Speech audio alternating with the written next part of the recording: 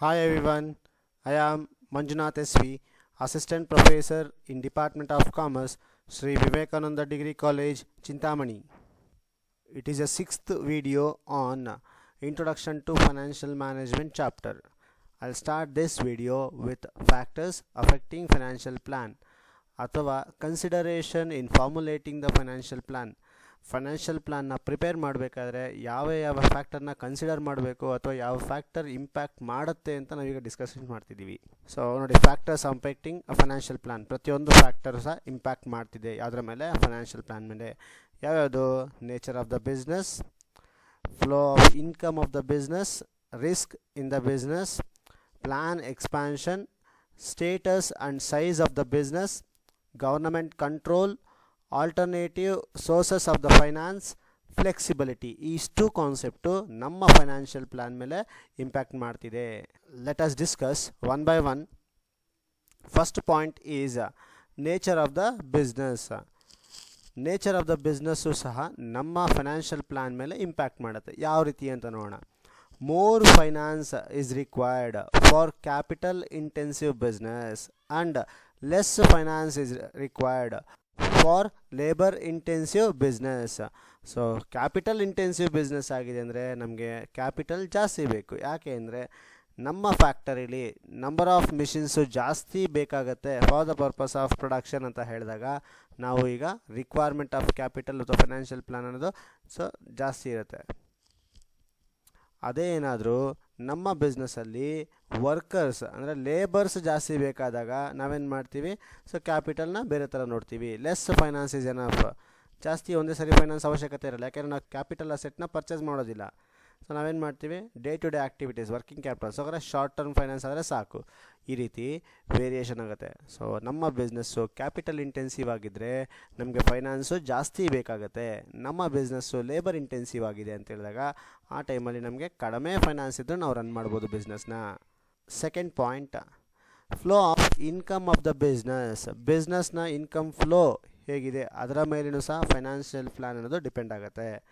If regular flow of income in a business, it can run with a less capital.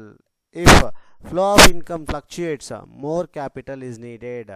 Regular ಆಗಿ ನಿಮ್ಮ ಬಿಸ್ನೆಸ್ಗೆ income ಬರ್ತಿದೆ ಅಂತ ಹೇಳಿದ್ರೆ ನೀವೇನು ಮಾಡ್ಬೋದು? ಲೆಸ್ ಕ್ಯಾಪಿಟಲಿ ನಿಮ್ಮ ಬಿಸ್ನೆಸ್ನ ನೀವು ರನ್ ಮಾಡ್ಬೋದು. ಅದೇ ನಿಮ್ಮ ಬಿಸ್ನೆಸ್ಸಲ್ಲಿ ಇನ್ಕಮ್ ಅನ್ನೋದು ಫ್ಲಕ್ಚುಯೇಷನಲ್ಲಿದ್ದಾಗ ನೀವು ಜಾಸ್ತಿ ಕ್ಯಾಪಿಟಲ್ನ ಇಟ್ಕೊಂಡಿರ್ಬೇಕಾಗತ್ತೆ. ಬೆಸ್ಟ್ ಎಕ್ಸಾಂಪಲ್, ಹೋಟೆಲ್ ಬಿಸ್ನೆಸ್ನ ತಿಳ್ಕೊಳ್ಳಿ.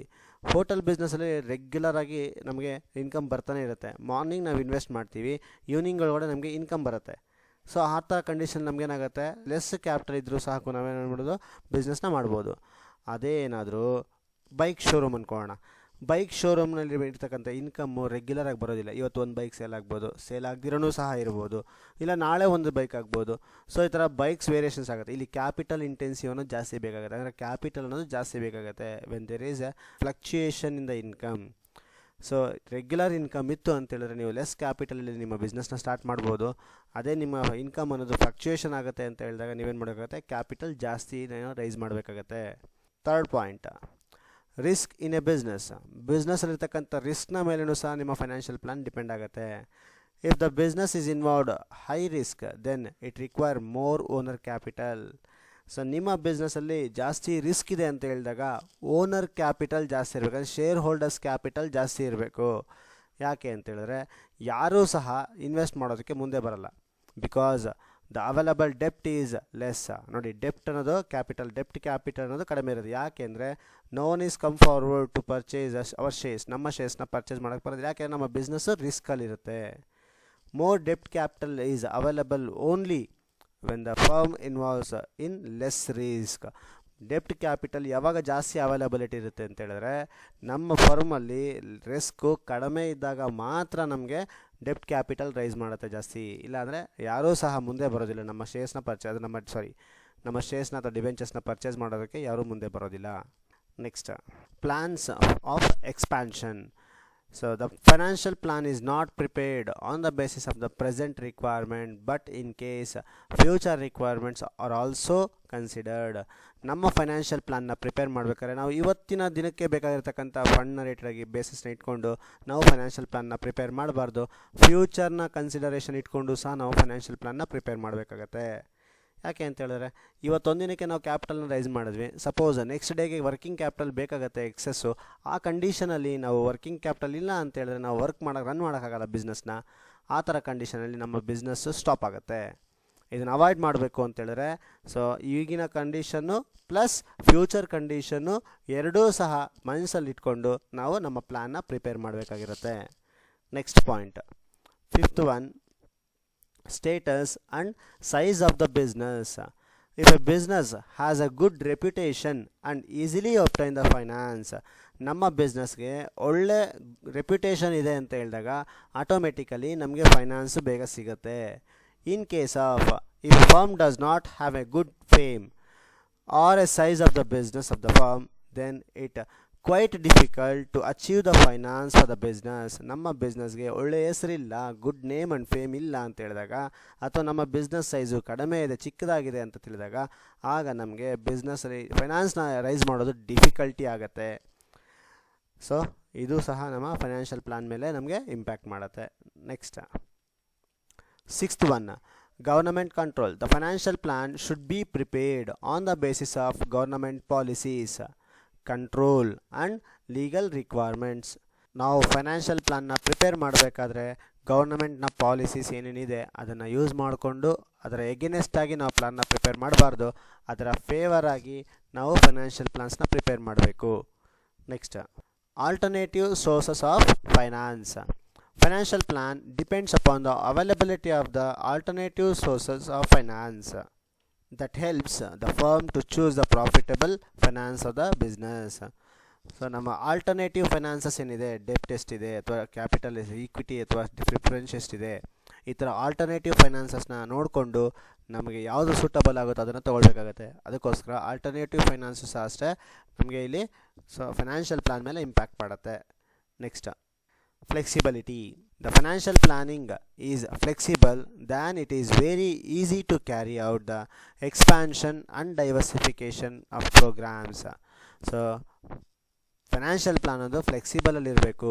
ಸೊ ನಮಗೆ ಕರೆಂಟ್ ಸಿಚುವೇಷನ್ಗೆ ಮಾತ್ರನೇ ಪ್ರಿಪೇರ್ ಮಾಡಬಾರ್ದು, ಫ್ಯೂಚರ್ ಸಿಚುವೇಷನ್ಸು ಸಹ ಮೈಂಡಲ್ಲಿ ಇಟ್ಕೊಂಡು ನಾವೇನು ಮಾಡಬೇಕು, ಪ್ರಿಪೇರ್ ಮಾಡಿರಬೇಕಾಗತ್ತೆ. ಸೊ ನಮ್ಮ ಫೈನಾನ್ಷಿಯಲ್ ಪ್ಲಾನ್ ಅನ್ನೋದು ಹೇಗೆ ಬೇಕೋ ಹಾಗೆ ನಾವು ಫ್ಯೂಚರಲ್ಲಿ ಚೇಂಜಸ್ ಮಾಡ್ತಕ್ಕಂಥ condition ಇರಬೇಕಾಗಿರುತ್ತೆ. If it is not flexible, then difficult to achieve our goal. So difficult ಇದೆ ಅಂತ ಹೇಳಿದಾಗ ನಮ್ಮ ಫೈನಾನ್ಷಿಯಲ್ ಪ್ಲಾನಲ್ಲಿ ಇರತಕ್ಕಂಥ ಗೋಲ್ನ ನಾವು ಅಚೀವ್ ಮಾಡೋದಕ್ಕಾಗೋದಿಲ್ಲ.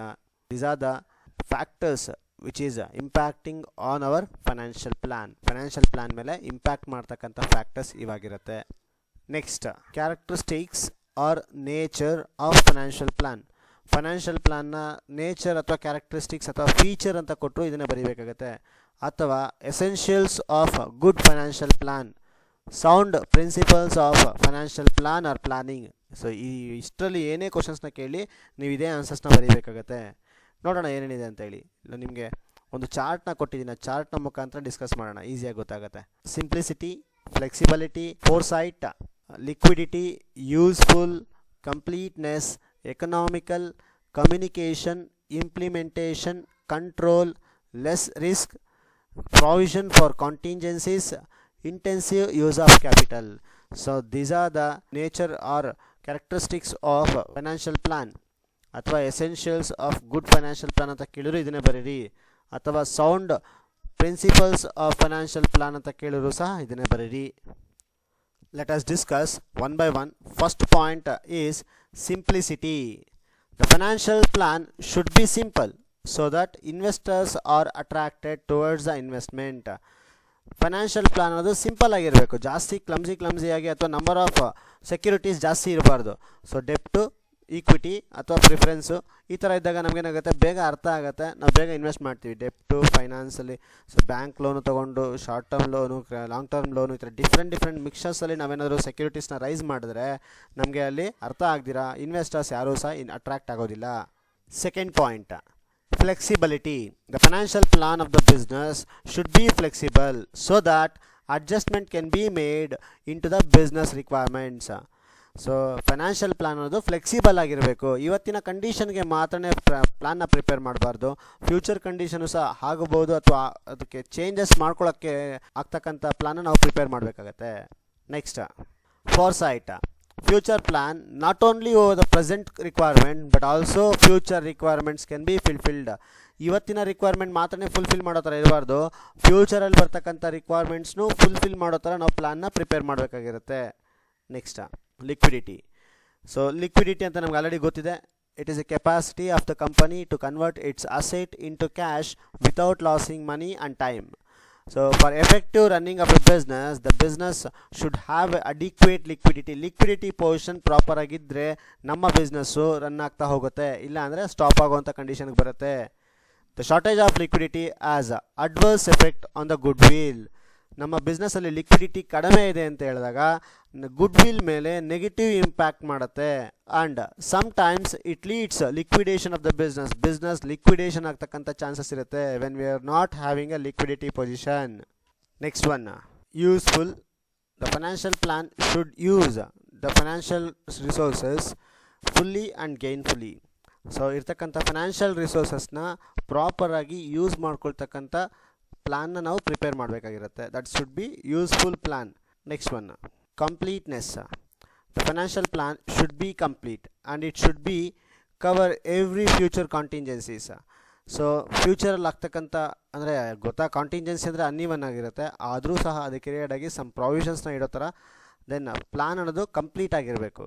50-50 ಅಥವಾ ಅರ್ಧಂಬರ್ಧ ಕನ್ವೆ ಮಾಡೋ ಥರ ಇರಬಾರ್ದು information. Next, economical. The financial plan should be economical both in raising and utilizing of funds. Issue of expenses should be less. So ಇದರ ಅರ್ಥ ಏನು ಅಂತ ಹೇಳಿದ್ರೆ, ಕ್ಯಾಪಿಟಲ್ ನಾವೇನು ಪಡ್ಕೊಳ್ತೀವಿ ಅದಕ್ಕೆ ಆಗ್ತಕ್ಕಂಥ ಕಾಸ್ಟು ಮತ್ತು ಅದನ್ನು ಯುಟಿಲೈಸ್ ಮಾಡ್ಕೊಳ್ಳೋಕ್ಕೆ ಆಗ್ತಕ್ಕಂಥ ಕಾಸ್ಟು ಕಡಿಮೆ ಇರಬೇಕು, ಅದರಿಂದ ಬೆನಿಫಿಟ್ ಜಾಸ್ತಿ ಇರಬೇಕು. Cost should be less as compare to its benefit. That is called as economical. So financial plan ಅನ್ನೋದು ಎಕನಾಮಿಕಲ್ ಆಗಿರಬೇಕು. Communication. So financial plan should be communicated to the investors or the finance providers which is relating to our financial plan. ನಮ್ಮ plan ಏನಿದೆ ಅಂತ ಹೇಳ್ಬಿಟ್ಟು ನಮ್ಮ plan ಮೇಲೆ invest ಮಾಡ್ತಕ್ಕಂಥ ಪರ್ಸನ್ಸ್ಗೆ ಪ್ರಾಪರಾಗಿ communicate ಮಾಡಬೇಕಾಗಿರುತ್ತೆ. 9th one, implementation. The financial plan should be implemented without difficulty and its benefit should go to the enterprise. So ನಾವು ಪ್ಲಾನ್ನ prepare ಮಾಡೋದೇ ಆಗಲಿಲ್ಲ, ಆ ಪ್ಲ್ಯಾನು ಇಂಪ್ಲಿಮೆಂಟೇಷನ್ ಮಾಡೋಕ್ಕೆ ಆಗೋ ಥರ ಇರಬೇಕು, ಈಸಿಯಾಗಿರಬೇಕು, ಡಿಫಿಕಲ್ಟ್ ಇರಬಾರ್ದು. ಮತ್ತು ಆ ಪ್ಲ್ಯಾನು ನಮ್ಮ ಬಿಸ್ನೆಸ್ಗೆ ಈಲ್ಡ್ ಮಾಡ್ತಾ ಇರಬೇಕು, ಪ್ರಾಫಿಟ್ನ ಈಲ್ಡ್ ಮಾಡೋ ಥರ ಇರಬೇಕು. Next, control. The capital structure and financial plan should ensure the continuation of the control of the enterprise in the present hands. Capital structure ಮತ್ತು ಫೈನಾನ್ಷಿಯಲ್ ಪ್ಲಾನು ಏನು ಎನ್ಶೂರ್ ಮಾಡಬೇಕು ಅಂದರೆ ಕಂಟ್ರೋಲು ನಮ್ಮ ಹ್ಯಾಂಡಲ್ಲಿ ಇರ್ತಕ್ಕಂಥದ್ದನ್ನು ಎನ್ಶೂರ್ ಮಾಡಬೇಕಾಗಿರುತ್ತೆ. Next, less risk. Financial plan should be prepared in such a way that is less risk in the enterprise. So financial ಪ್ಲಾನ್ನ ನೋಡಿದ ತಕ್ಷಣ ನಮ್ಮ ಬಿಸ್ನೆಸ್ಸಲ್ಲಿ ರಿಸ್ಕ್ ಕಡಿಮೆ ಇದೆ ಅಂತ ಹೇಳಿರಬೇಕು, ಆ ಥರ ನಮ್ಮ ಫೈನಾನ್ಷಿಯಲ್ ಪ್ಲಾನ್ ಇರಬೇಕಾಗಿರುತ್ತೆ. Next, provision for contingencies. Contingency ಅಂದರೆ ಅನ್ನಿವನ್, ಫ್ಯೂಚರಲ್ಲಿ ಆಗ್ಬೋದು ಆಗ್ದಿರಾನೆ ಇರ್ಬೋದು, ಆ ಥರದ್ದು. ಸೊ ಅದಕ್ಕೆ ರಿಲೇಟಾಗಿ ನಾವೇನು ಮಾಡಬೇಕು, ಪ್ರಾವಿಷನ್ಸ್ನ ತೆಗೆದಿಡಬೇಕಾಗತ್ತೆ. Good financial plan as adequate provision for the business oscillation and anticipated contingencies. So oscillation ಅಂತ ಹೇಳಿದ್ರೆ ಗೊಂದಲ ಇರತಕ್ಕಂಥದ್ದು, ಸೊ ಆಂದೋಲನ. ಸೊ ಅದಕ್ಕೆ ರಿಲೇಟಾಗಿ ಏನು ಮಾಡಬೇಕು, ಪ್ರಾವಿಷನ್ಸ್ ಫ್ಯೂಚರಲ್ಲಿ ಆಗ್ಬೋದು ಆಗ್ದಿರ ಇರ್ಬೋದು, ಏನು ಅವ್ರ ಮೈಂಡಲ್ಲಿ ಕಾನ್ಫ್ಲಿಕ್ಟ್ ಇರುತ್ತೆ, ಅದು ಡೌಟ್ ಇರುತ್ತೆ, ಅದಕ್ಕೆ ರಿಲೇಟಾಗಿ ಅವ್ರು ಏನು ಮಾಡಬೇಕು, ಪ್ರಾವಿಷನ್ಸ್ನ ಎತ್ತಿಡಬೇಕಾಗಿರುತ್ತೆ ಫೈನಾನ್ಷಿಯಲ್ ಪ್ಲಾನ್ನ ಮುಖಾಂತರ. Next, intensive use of the capital. ನೋಡಿ, ಯೂಸ್ ಆಫ್ ದ ಕ್ಯಾಪಿಟಲ್ ಅಂತ ಹೇಳಿದರೆ ಆಪ್ಟಿಮಮ್ ಯೂಸ್ ಆಗಬೇಕು ಇಲ್ಲಿ. Effective utilisation of the capital is much important as a procurement of adequate funds. ನಾವೇನು ಫಂಡ್ನ ತೊಗೊಂಡಿದ್ದೀವಿ, ಪ್ರೊಕ್ಯೂರ್ಮೆಂಟ್ ಇಸ್ ನಥಿಂಗ್ ಬಟ್ ಪಡ್ಕೊಂಡಿರೋವಂಥದ್ದು, ಪಡ್ಕೊಂಡಿರ್ತಕ್ಕಂಥ ಫಂಡನ್ನ ಪ್ರಾಪರಾಗಿ ಯುಟಿಲೈಸ್ ಮಾಡಬೇಕು. This is possible by maintaining the fixed and working capital. Surplus of fixed and working capital should not be used as a substitution or to the shortage of another. So project A project B ಇದೆ ಅಂದ್ಕೊಳ್ಳಿ. Project ಎಲ್ಲಿ ಇರ್ತಕ್ಕಂಥ surplus ಅಮೌಂಟ್ನ ತೊಗೊಬಂದ್ಬಿಟ್ಟು project ಬಿಗೆ invest ಮಾಡಿಬಿಡಬಾರ್ದು. ಯಾಕೆಂದರೆ complete ಆದಮೇಲೆ ಬೇಕಾದ್ರೆ invest ಮಾಡ್ಬೋದು, ವರ್ಕ್ ನಡೀತಿದೆ ಅಂತ ಹೇಳಿದಾಗ ಇನ್ವೆಸ್ಟ್ ಮಾಡಬಾರ್ದು. ಸೊ ಅಡಿಕ್ವೇಟ್ ಫಂಡ್ನ ಮೇಂಟೈನ್ ಮಾಡಬೇಕಾಗಿರುತ್ತೆ, ದೆನ್ ಅದನ್ನು ಪ್ರಾಪರಾಗಿ ಯುಟಿಲೈಸ್ ಮಾಡಬೇಕಾಗಿರುತ್ತೆ. Such practice would not be encouraged as they would drag the company use of capital for fair capitalisation. These are the sound principles of financial plan or planning. Thank you.